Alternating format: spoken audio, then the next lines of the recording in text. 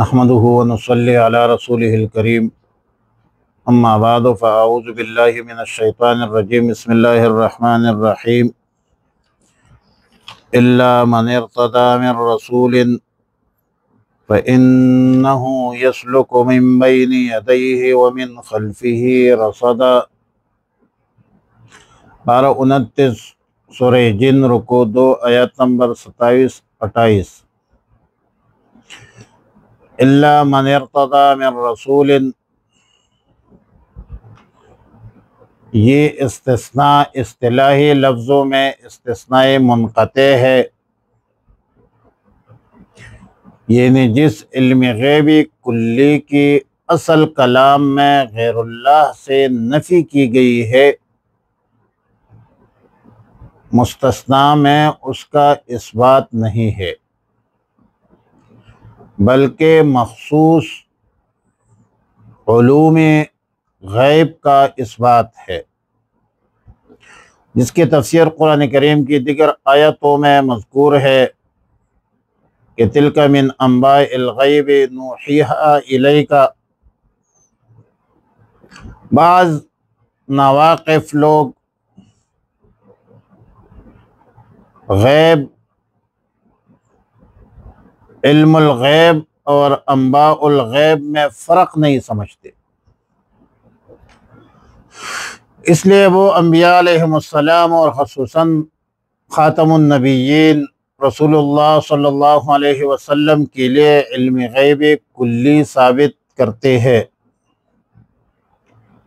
اور رسول اللہ صلی اللہ علیہ وسلم کو بالکل اللہ کی طرح عالم الغیب سمجھتے ہیں، ہر ذرہ کائنات کا علم رکھنے والا کہنے لگتے ہیں، اور ظاہر ہے کہ رسول اللہ صلی اللہ علیہ وسلم بعد از خدا تو یہ قصہ مختصر، رسول اللہ مبارک صلی اللہ علیہ وسلم کو خدائی کا درجہ دینا بہت بڑا ظلم ہے، نعوذ باللہ من شر ذالک۔ اللہ اللہ ہے اور رسول رسول ہے، اللہ ہمارا خالق ہے، مالک ہے، رازق ہے، اور رسول اللہ صلی اللہ علیہ وسلم اللہ کا آخری پیغمبر ہے، خاتم النبیین ہے، پورے عالم انسانیت کی رشد و ہدایت کے لیے اللہ تعالیٰ نے مبعوث فرمایا ہے۔ اور یہ تو بہت آسان سی بات ہے کہ اگر کوئی شخص اپنا خفیہ راز کسی اپنے دوست کو بتلا دے جو کسی اور کے علم میں نہ ہو، تو اس سے دنیا میں کوئی بھی شخص اس دوست کو عالم الغیب نہیں کہہ سکتا۔ اس طرح انبیاء علیہم السلام کو ہزاروں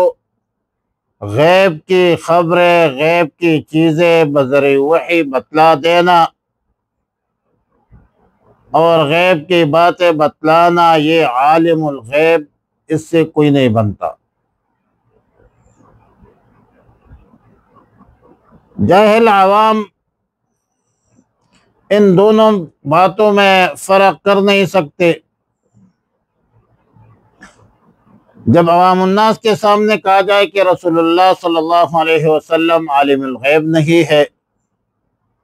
میرے بھائی اس کا مطلب وہ یہ سمجھتے ہیں کہ رسول اللہ صلی اللہ علیہ وسلم معاذ اللہ کسی غیب کی چیز کی خبر نہیں رکھتے، جس کا دنیا میں کوئی بندہ بھی قائل نہیں ہے، کیونکہ غیب کی خبریں تو رکھتے ہیں، اور اس طرح کہنا کہ رسول اللہ صلی اللہ علیہ وسلم غیب کی خبریں نہیں رکھتے، علم نہیں ہے، یہ خود رسالت و نبوت کی نفی ہے، جس کا کسی مومن سے امکان بھی نہیں ہے کہ وہ اس طرح عقیدہ رکھے۔ وَأَحْصَى كُلَّ شَيْءٍ عَدَدًا، یعنی اللہ تعالیٰ ہی کی ذات خاص ہے جس کے علم میں ہر چیز کی اعداد و شمار ہے۔ اللہ تعالیٰ کو پہاڑوں کے اندر ایک ایک ذرے کا علم ہے، ایک ایک ذرے کے عدد معلوم ہے، ساری دنیا کے دریاؤں میں جتنے قطرے ہیں ان کا شمار بھی اللہ تعالیٰ کو معلوم ہے، ہر بارش کے قطروں اور تمام دنیا کے درختوں کے پتوں کے اعداد و شمار بھی صرف اور صرف اللہ تعالیٰ کو معلوم ہے، اور اللہ کے اذن کے بغیر کوئی پتا گر بھی نہیں سکتا، کوئی بارش کا قطرہ بھی نہیں گر سکتا۔ اس میں پھر علم غیبی کلی کا ذات حق سبحانہ و تعالی کے ساتھ مخصوص ہونا بالکل واضح ہے، تاکہ کسی کو مذکورہ استثناء سے غلط فہمی بھی نہ ہو جائے۔ وعلی کل حال علم غیبی کلی صرف اور صرف اللہ کے لیے ثابت ہے۔ سورہ نمل کی آیت ہے، قُلْ لَا يَعْلَمُ مَنْ فِي السَّمَاوَاتِ وَالْأَرْضِ الْغَيْبَ إِلَّا اللَّهُ، آسمانوں اور زمین کی غیب کی باتوں کو اللہ کے بغیر کوئی نہیں جانتا، صرف اللہ جانتا ہے۔ انبیاء علیہم السلام اور خاص کر رسول اللہ صلی اللہ علیہ وسلم کو غیب کی خبریں بتانا منصب نبوت و رسالت کا تقاضا ہے۔ بذریعہ وحی اللہ رب العالمین گزشتہ امتوں کے واقعات بتلاتے ہیں وحی کی ذریعے، تلک من انباء الغیب نوحیہا الیک، یا رسول اللہ صلی اللہ علیہ وسلم یہ جتنی بھی غیب کی باتیں ہیں یہ ہم نے آپ کو بذریعہ وہ بتلائی ہے۔ تو رسول اللہ صلی اللہ علیہ وسلم کو غیب کی باتیں بذریعہ وحی بتلایا گیا ہے، اور غیب کی باتیں بتلانے سے کوئی